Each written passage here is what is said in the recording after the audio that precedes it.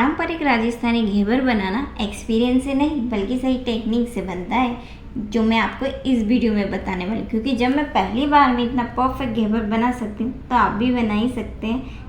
चलिए हर ज़रूरी टिप्स के साथ स्टेप बाय स्टेप मैं बताऊंगी आपको आज की रेसिपी, ताकि आपका घेवर भी पहली बार में परफेक्ट बने। सबसे पहले रबड़ी बनाने के लिए एक भारी तले की कढ़ाई, मैंने यहाँ पर 1 लीटर फुल क्रीम दूध लिया है। कढ़ाई में दूध डालने से पहले थोड़ा पानी डाल लें, जिससे दूध कढ़ाई पर चिपकता नहीं है। अब गैस ऑन करके धीमी आंच पर दूध को उबलने देते हैं। दूध उबल रहा है तब तक हम घेवर के बैटर की तैयारी कर लेते हैं। अब एक बाउल लेते हैं, बाउल बड़े साइज का ही लें। अब बाउल में घी लेना है, घी पिघला कर ही लें, इसमें दाने ना हो। यहाँ पर मैंने 4 चम्मच घी लिया है। मैंने एक बर्तन में बर्फ को पहले ही जमाने के लिए रख दिया था। बर्फ को घी पर इस प्रकार गोल गोल घुमाना है। परफेक्ट घेवर बनाने के लिए उसके बैटर को परफेक्ट बनाना होता है। अगर बैटर सही तरीके से बन गया ना तो आधा काम यूं ही आसान हो जाता है। घी में अब कोई भी दाना नहीं बचा और हल्का क्रीमी टेक्सचर आ गया है। अब हम बर्फ को हटा लेते हैं। अब हाथ से हम इसे गोल गोल करते हुए थोड़ी देर के लिए और फेंटेंगे, और जो बर्फ का एक्स्ट्रा पानी है उसे हम बाहर निकाल देंगे। घी को हम दोबारा फेंटेंगे तब तक कि इसके अंदर जो क्रीमी टेक्सचर होता है ना वो ना आ जाए। इसको करने में मुझे 5 से 10 मिनट लगे। बिल्कुल इसी प्रकार का क्रीमी टेक्सचर हमें चाहिए, जो कोल्ड क्रीम होती है ना बिल्कुल वैसे ही। देखिए मैं आपको पास से दिखाती हूँ, बिल्कुल इसी प्रकार क्रीमी स्मूथ टेक्सचर हमें चाहिए। यहाँ पर मैंने 1 कप के करीब ठंडा दूध लिया है और 1 कप ही लिया है मैदा। साथ में लिया है 1 टेबल स्पून बेसन और आधा कप पानी। अब इसमें हम थोड़ा थोड़ा करके मैदा मिक्स करेंगे। ध्यान रखिए एक साथ सारा मैदा नहीं मिक्स करना है। और थोड़ा सा डालेंगे दूध, दूध भी हमें थोड़ा थोड़ा करके ही इसके अंदर डालना है। और साथ में डालेंगे बेसन। बेसन से घेवर बहुत ही क्रिस्पी बनते हैं। अब सभी को अच्छे से मिक्स कर लेते हैं। ट्रेडिशनली घेवर बनाने के लिए उसके बैटर को हाथों से ही मिक्स किया जाता है। आप इसे मिक्सी में भी कर सकते हैं, पर ध्यान रहे सभी को थोड़ा थोड़ा करके ही मिक्स करें, नहीं तो लम्स बन। बैटर बिल्कुल पतला होना चाहिए। अगर बैटर ज्यादा गाढ़ा होगा तो जाली बिल्कुल भी अच्छी नहीं बनेगी। बिल्कुल इसी प्रकार का बैटर हमें तैयार करना है। अब इसे एक बोल में हम एक छोटी छन्नी की मदद से छान लेंगे।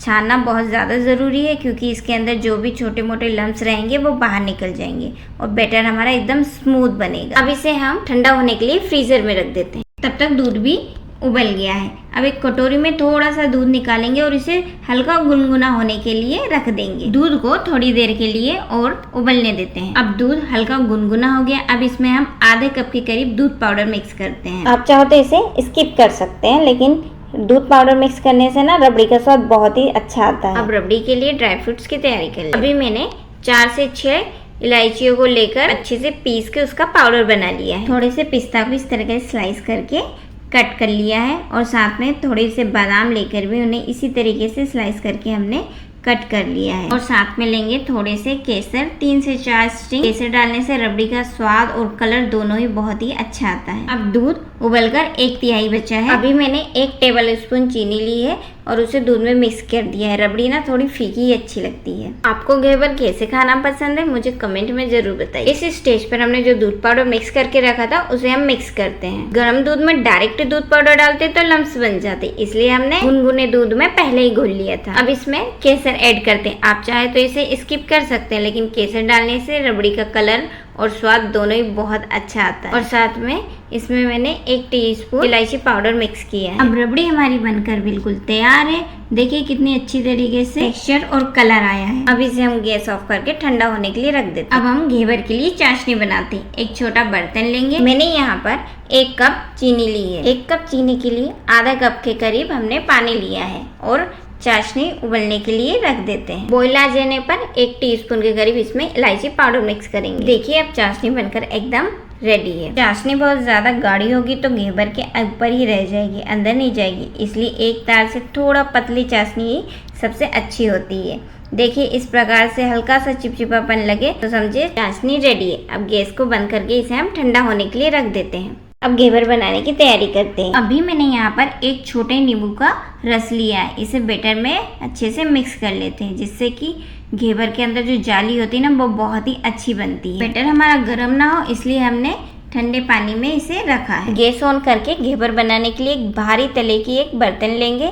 मैंने यहाँ पर इस प्रकार का एक छोटा बर्तन लिया है। अब इसमें हम तेल डालेंगे। मैंने यहाँ पर सोयाबीन का तेल लिया है और साथ में इसमें थोड़ा सा घी ऐड करेंगे। घी डालने से इनका स्वाद बहुत ही अच्छा आता है। अब तेल को एकदम बबल्स आने तक तेज गरम करना है। तेल अब अच्छे से गरम हो गया। अब इसमें ठंडा ठंडा बैटर हम डालेंगे। यहाँ आपको बिल्कुल भी जल्दी नहीं करनी है। देखिए बिल्कुल ऐसे ही एक बार बैटर डालने के बाद जब बुलबुले थोड़े शांत हो जाए तभी हमें दूसरी लेयर के लिए बैटर डालना है। एक छोटी चम्मच से पतली धार से धीरे धीरे करके हम इसी प्रकार से बैटर डालते हैं। 5 से 6 लेयर डालने के बाद एक छोटी चम्मच से ऊपर हम तेल डाल देते हैं, जिससे इसका जो ऊपर का वाइट हिस्सा है वो भी अच्छे से फ्राई हो जाए। हल्के से दबाते हुए एकदम क्रिस्प होने तक इसे तलना है। एकदम गोल्डन ब्राउन होने पर एक स्टिक की मदद से, यहाँ पर मैंने एक बेलन ली है, लेकिन ध्यान रहे ये थोड़ी सी मोटी होनी चाहिए। इसे आराम से एकदम सावधानी से हम निकाल लेते। देखिए कितना परफेक्ट घेवर हमने यहाँ पर बना लिया है। और यकीन मानिए मैंने पहली बार बनाया है, लेकिन सही टेक्निक और टिप्स के साथ आप भी पहली बार में एकदम परफेक्ट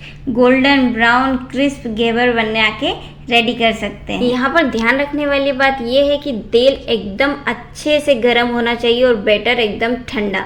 जब ठंडा ठंडा बैटर एकदम गर्म तेल में जाता है ना, तभी एक परफेक्ट घेवर बनकर तैयार होता है। देखिए हमारा घेवर कितना परफेक्ट लग रहा है और इसकी जाली भी बहुत ही सुंदर लग रही है और क्रिस्पनेस उसकी तो मैं क्या ही बताऊं। इन्हें ना आप एक जाली पे रखिए ताकि इनका जो एक्स्ट्रा तेल है वो प्लेट में निकल जाए। छोटी सी रिक्वेस्ट, अगर आपने मेरे चैनल को अभी सब्सक्राइब नहीं किया है तो अभी कर लीजिए और कमेंट करके मुझे बताइए कि आपको ये रेसिपी कैसी लगी। अगर वीडियो में आपको कुछ भी पसंद आया तो वीडियो को लाइक जरूर कीजिए और साथ में अपनी फैमिली और फ्रेंड्स के साथ शेयर भी कीजिए। चलिए अब हम इसकी प्लेटिंग कर लेते हैं। घेवर की टॉपिंग के लिए हमने ड्राई फ्रूट्स लिए जो पहले से ही कट करके रखे हुए थे, और ये है रबड़ी जिसे भी हमने ठंडा कर लिया है और चाशनी को भी ठंडा होने के लिए रख दिया था। घेवर को सर्व करने के लिए सबसे पहले इसके ऊपर चाशनी डालते हैं। चाशनी एकदम ठंडी होनी चाहिए, गर्म चाशनी से इसकी क्रिस्पनेस चली जाती है। चाशनी डालने के बाद हम रबड़ी डालेंगे। रबड़ी भी एकदम रूम टेम्परेचर पर होनी चाहिए, गर्म रबड़ी नहीं डालेंगे। इस तरह एक छोटी चम्मच से रबड़ी को पूरे घेवर के ऊपर हम फैला देंगे। इसके बाद जो ड्राई फ्रूट्स हमने काट के रखे हुए थे उसे भी हम इसके ऊपर अच्छे से फैला देंगे।